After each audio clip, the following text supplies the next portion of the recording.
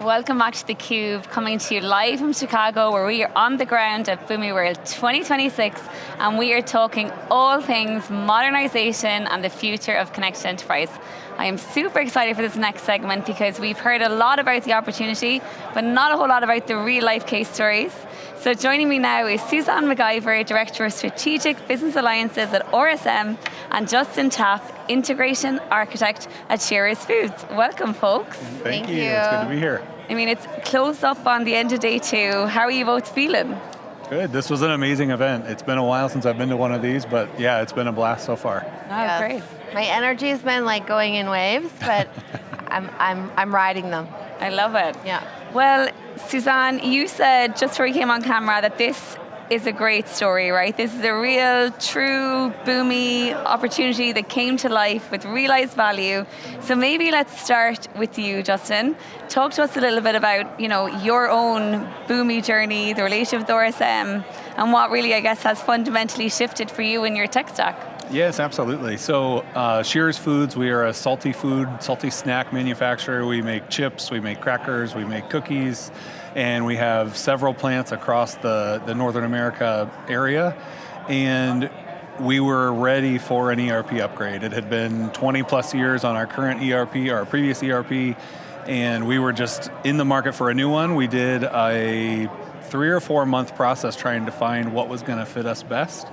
And from there we landed on RSM as our implementation partner for the ERP we selected. And we weren't really sure what to do with our integrations. We're a group of developers in IT that have been writing code for years and years. We know what we do really well, but RSM came to us and said, this is going to be a huge accelerator if you allow us to use Boomi. For us, that took a minute to process, just to look through all of the documentation, understand Boomi itself, as well as kind of look at the cost of it to really justify, is this going to be as much of an accelerator as RSM promises it will be? And so from there, about a year and a half ago, we jumped in head first with RSM implementing and Boomi at the forefront, and it's been a great experience so far. Wow. And Suzanne, I mean, that's so interesting. I'll be honest, I didn't actually know RSM did this type of IT service integration work. So it's a fascinating story, really. We hear a lot of the big banks, big insurers, right? But this is like a real life, real value case come to life. Talk to me about, what sorts of opportunities you see for Boomi in the field, similar to Justin and the team at Shearer's. And I guess, you mentioned there's an element of assessment and understanding, and what it's like taking folks through that process. Well, so at RSM, we are a global tax and audit and consulting firm, and we really focus on serving the mid-market. And so I think that our brand is a little bit less recognized than maybe some of the big brands, as you mentioned, and mostly because of that real, true focus on the mid-market. We really believe that the mid-market is the backbone of the economy, and so we love working with companies like Shearer's and people like Justin through their ERP transformations. That's a really big part of our business. We have a really large NetSuite practice, a really large Microsoft practice. That's where we see a lot of our Boomi work coming through, as Boomi sort of is that connective tissue to all of our ERP projects and our digital transformation journeys for our clients. So it's really exciting for us to work with people like Justin, who are exciting businesses thriving in the mid-market. Justin, I'm still waiting for my swag bag and my treats in the mail. I forgot to bring those with me today, but maybe next time. Full of salty snacks, I hope. That's right, What absolutely. sort of salty snacks are we talking, Justin? Can you give me some examples of brands? Maybe not brands, but I can say we make a lot of potato chips. We make a lot of tortilla chips, corn chips, saltine crackers, cream sandwich cookies, wafer cookies, that kind of stuff. I love potato chips. So when we think about, the few days we've had here, we've heard a lot about the next wave of modernization, of enterprise integration. We've heard about, Agent Garden and Orchestrate and Companion, all these great technologies, right? But Suzanne, you make a really good point in that, mid-market is a very important industry. It's a very important part of the economic story. And sometimes it does get a little bit lost, right? Because we hear Fortune 50, we all know how these things play out. But there is probably a lot of opportunities right now for companies like yours and many more, I'm sure, to avail of technology in a way that maybe they couldn't in the past. Like maybe, Justin, talk to me a little bit about, how this AI era is shifting your opportunity, but also how you think about and even due diligence things. Yes, absolutely. It has been quite a journey. I wouldn't say we were completely averse to AI, but it was something that wasn't really at the forefront for a long time.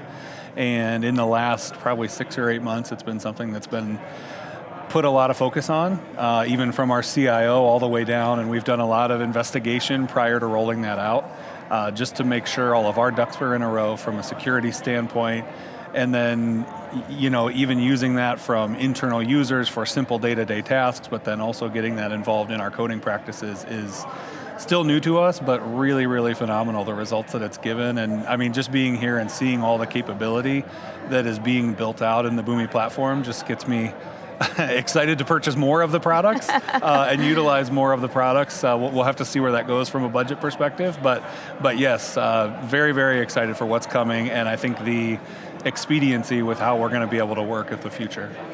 And Suzanne, are you excited to hear there could be more budget and more opportunity on the horizon? Absolutely am, and I think that it brings up a really great topic that RSM has really invested with Boomi in the AI workshop format. So we have a lot of our mid-market clients, actually more than almost up to half of our clients are private equity backed companies, and so what we're seeing is there's a lot of pressure coming in from the board for AI initiatives, coming into IT, and there's really specific use cases from different lines of business, but bringing kind of those conversations together with the different lines of business and then the IT leadership team to have a workshop that we can execute to help them say, okay, let's identify some high impact use cases, let's put some ROI goals around it, but then let's work with Justin and his team to really think through some of the data activation, data governance pieces that to really make sure that we're doing this in a really responsible, sustainable, scalable way.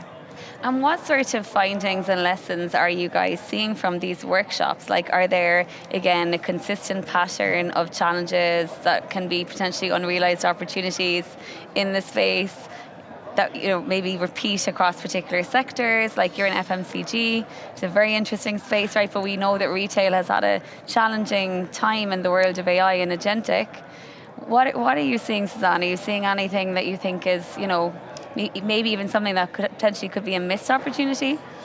That's a great question. I think what we're finding really is that when we get under the hood, while there are business use cases, they don't always come with business impact. So it's really important that we narrow in on the ones where there can be a demonstrated ROI, but really finding the big finding and the big sort of motion that we're getting into following the workshops is really around the data activation, the data governance, and getting the house in order and getting the readiness and the foundation laid so that you can be successful with those use cases.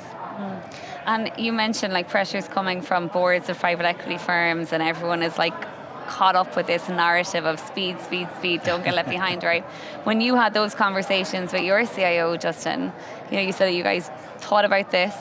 What were the kind of real, conversation points that maybe caused an element of inertia? What were the true blockers, do you think, in making this deployable even sooner?